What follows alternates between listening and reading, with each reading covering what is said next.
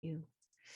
Hi, everyone. It's really lovely to see you tonight, and I'm always so happy to see more and more people showing up in the physical Zendo, and hope to join you there soon. So my name is Echo. For those of you that I haven't met, I'm a senior student here at the Village Zendo. I've been practicing with the Village Zendo for a very long time, and hope to practice for a long time to come.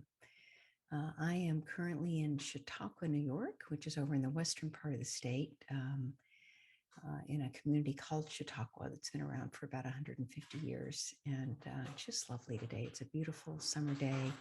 The um, the air is much better than it was yesterday. I'm afraid we've sent all that smoke down your way, but it will get better. But it's so hard to sit inside and look outside and see how beautiful it is, and to be afraid to breathe. So I'm sorry that's happening for all of us, and yet it is still a beautiful summer day. I was just sitting here during our zazen, and there must be 1,000 different colors of green outside my window. It's just lovely. So I think it's extraordinary that we've evolved this way to connect with Zoom and Teams and FaceTime.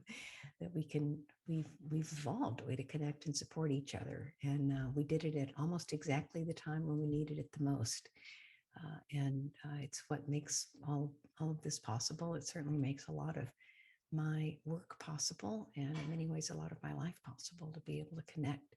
Um, Not as well as face to face, but well enough that I can see, for example, many faces of people that I know here on the screen, and I connect with you in a different way than if I just hear you. So it's lovely we have this, and I think this is recognizing that is an example of grace. And I wanted to talk about grace today because I think it's a really beautiful word, and a beautiful state of being. And I looked up what grace really is defined as, because I was having a hard time saying what it is. And the Webster Dictionary says it's unmerited divine assistance given to humans for their regeneration or sanctification, which is a mouthful of words. Unmerited divine assistance. And I, if I were writing that dictionary, I would say it is universally merited assistance, and it is available to all of us, to all humans. This universally merited assistance. But my absolute favorite part of the definition in the dictionary was the fourth definition, and that is it's a temporary exemption, a reprieve. So it's the reprieve from what, right? It's a reminder of all that is. It's a reprieve from the hungry ghosts of human life. And maybe this is why we say, "Oh, that was a moment of grace," right? We just had this moment of really understanding and feeling and experiencing this reprieve from these sort of relentless waves of samsara in human life. And so grace is just these moments of remembering and reconnecting. I went out on a walk, as I try to do most mornings when the air is clear, and I saw a small boy riding his bike in the street near his home. There's a lot of kids riding their bikes in the street here, which makes me happy. And I just had this spontaneous smile. It made me happy. It was a moment of grace. And then on my walk the next day, there was an owl. I have a thing for owls. It was like, ooh, ooh, ooh, that owl noise. And it was another moment of just sort of bringing me back, getting out of my own way. Just something about those moments. Or when I walk down the stairs in the morning and I have a quiet kitchen and I walk in and to make my morning coffee, just that moment of sort of arriving, it's grace. And so I've been sitting with grace as I was thinking about and writing this talk, and I realized there's something underneath grace. So it's not just grace itself, but that at the root of all grace is gratitude. And if I don't have gratitude, I can't recognize the grace. Without gratitude, I don't recognize the grace. I suspect this is what makes gratitude practices really strong and popular. There are pages and pages of gratitude practice results on Google search, and hear people talking about their gratitude practices. But I think it's also popular because there's this felt positive reinforcement, this reprieve, the form of experiencing gratitude, and almost everyone can feel it. And certainly our hearts go out to those who can't. So I realized that gratitude is this big, wide open Dharma gate for me. It's not hard for me to access if I allow myself to experience moments of grace, not getting in my way quite so often. I can even look for moments of grace. I know a lot of people do keep a gratitude journal, recording each day what they're grateful for, or maybe starting each day with that. I don't do that, but I often think about, as I fall asleep in the evening, what I'm grateful for. And I know that has an impact on me. We actually also do it at the Village Zendo with our meal chant, right? 72 labors brought us our food. We should know how it comes to us.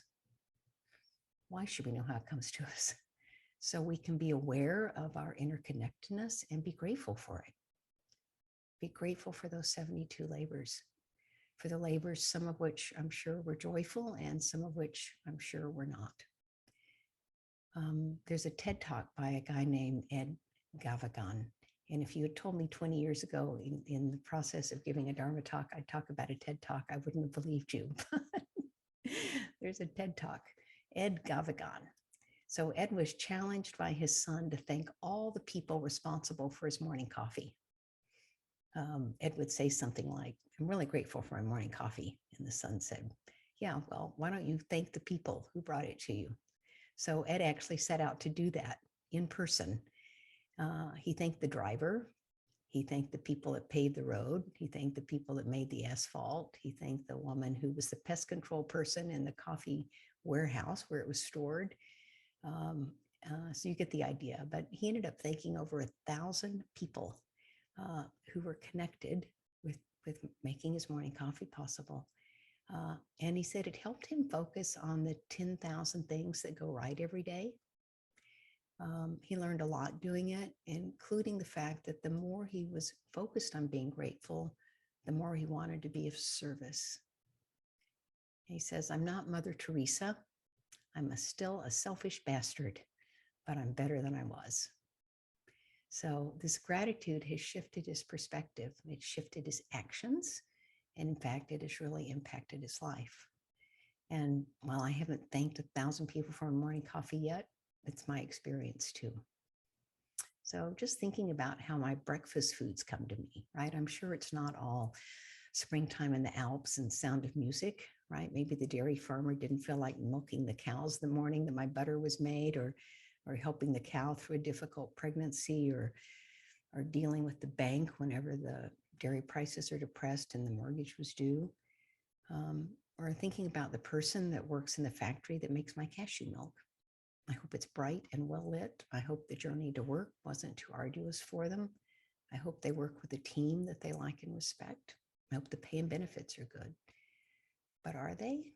Maybe they are, and maybe they're not. I don't know. I can just be grateful to them for doing whatever they had to do to make it possible. There's a real growing body of evidence that increased employee engagement translates into increased customer satisfaction. So I work a lot with teams and organizations, and employee engagement is something I know a fair amount about, but I absolutely believe that the more engaged someone is, engaged in a way that uses more of themselves, where they feel respected, where they know their work is making a difference, that absolutely translates into customer satisfaction. That, of course, gets measured in today's world because it has tangible financial outcome. That's the stuff we measure. But increased human engagement doesn't get studied as much, but it's pretty easy to draw a line that when I'm more satisfied and more grateful, that gratitude has an impact. Gratitude, even for feeling pain, although not usually in the moment, much like Ed, I'm not Mother Teresa. But what if we didn't feel pain, right? would I ever have discovered the Village Zendo? Would I ever have walked in that door if I didn't have some pain in my life? I don't think so. I have a pretty high tolerance for pain, both physical and mental. But I was at a place in my life where I was right on the just past a place of being completely burnt out. Had a big high stress job. I overworked for a long time. I loved my work, but I overdid. And work will always expand it to take the space allotted to it, take the time allotted to it. And I overgave. And as a result, I opened a space that needed to be filled. And I found Zen to help me fill it. And all these years later, could I be more grateful? Could not be more grateful for my practice and for the support I've had from this organization and from our Sangha. As my mother said, if I think about my life, mothers are so wise in hindsight. She said, if you had to choose someone else's troubles, you never would. You'd always choose your own. And as I think about other people in my life, I know that's true. I can be grateful for my life and that I can help others and that I can also give others the gift of accepting help from them. That's really, really hard thing for me to do is accept help, but it's a gift that we give to other people. And it's a lifelong lesson for me to learn and work on. So when I find myself a little overwhelmed or impatient or complaining or sharp with someone, that's my cue. Do I always take my cue? I do not. But the more I take the cue, the more I see it, and the more opportunities, large and small, I see. Just take the cue. I'm not grateful for every encounter. I don't see grace in every moment. I asked Roshi Inkyo once about this, and she said sometimes things are just so bad that you have to take action. Because I was like, well, we should be accepting things are as they are. And she's like, no, sometimes things are really bad and you have to take action. And I sat with this, and as I understand it, well, that's actually a service response, right? That is the response of service to the whole, to take action for things that are that bad. And then to remember to be grateful for the opportunity to do that, which is what I think for me, having a human life is all about. So gratitude turns eventually into recognizing there's underlying impulse towards service. And I'm a big believer in, fake it till you make it. So if you're not feeling that impulse towards service, I think the more grateful you are and the more service you do, the more you will see that those things are entwined. You sort of notice what happens, how you feel when you are of service. David Stendhal Rast, who's a monk and, quote, interfaith scholar, talks about gratitude and specifically its relationship to happiness. In a talk he gave, he says, it's not happiness that makes us grateful, but gratefulness that makes us happy. It's not happiness that makes us grateful, but gratefulness that makes us happy. For me, it's mostly the little stuff that feels most rewarding and reinforcing. These small, tiny moments in my everyday life, like the kid on the bike or the owl. But it's my understanding that my human motivation for acting, and for all humans, as I understand it, is acting in my best self-interest. It's actually what we see as our perceived best self-interest, right? And that perception can change over time, particularly as we realize our interconnectedness. I still love Thich Nhat Hanh's phrase, interbeing.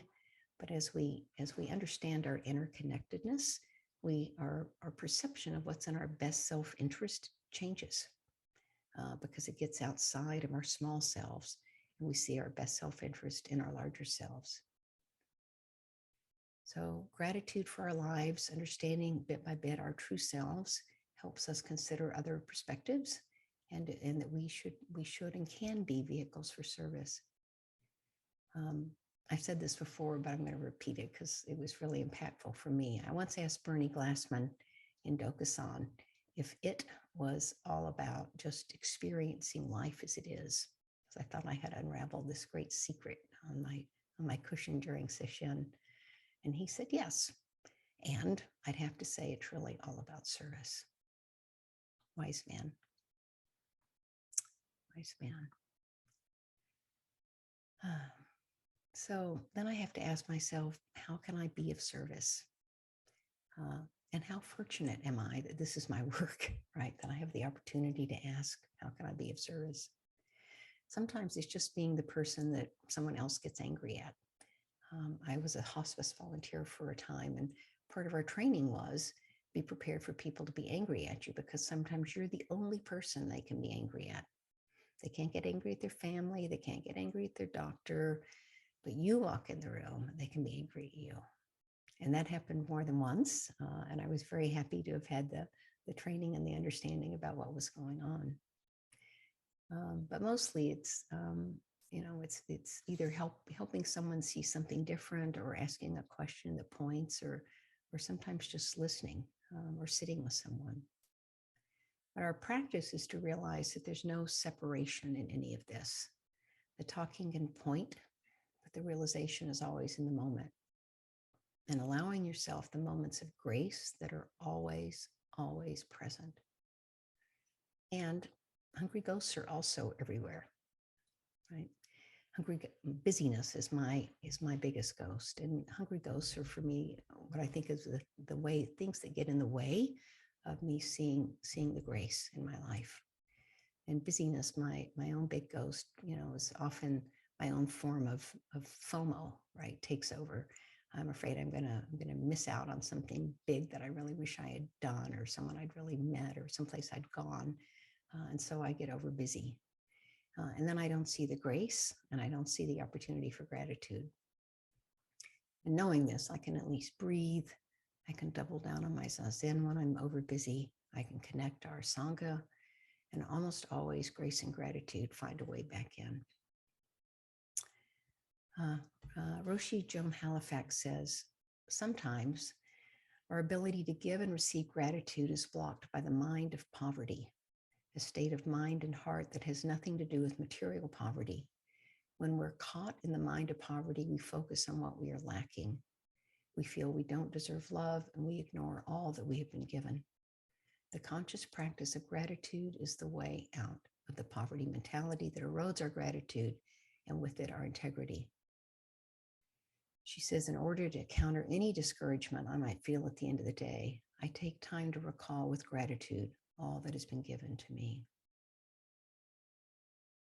The Buddha was also clear that gratitude is an expression of integrity.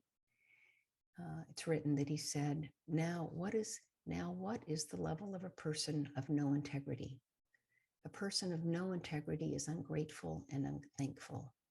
This ingratitude, this lack of thankfulness, is advocated by rude people. It is entirely on the level of people with no integrity. A person of integrity is grateful and thankful. This gratitude, this thankfulness, is advocated by civil people. It is entirely on the level of people of integrity. And so to close, more gratitude for our teachers, for our lineage, such as Maizumi Roshi, who tells us to appreciate our life as opportunity. Preparing a Dharma talk for me is a lot like sitting on a Dokusan line. There's this intensity and a focus that's really special and helpful.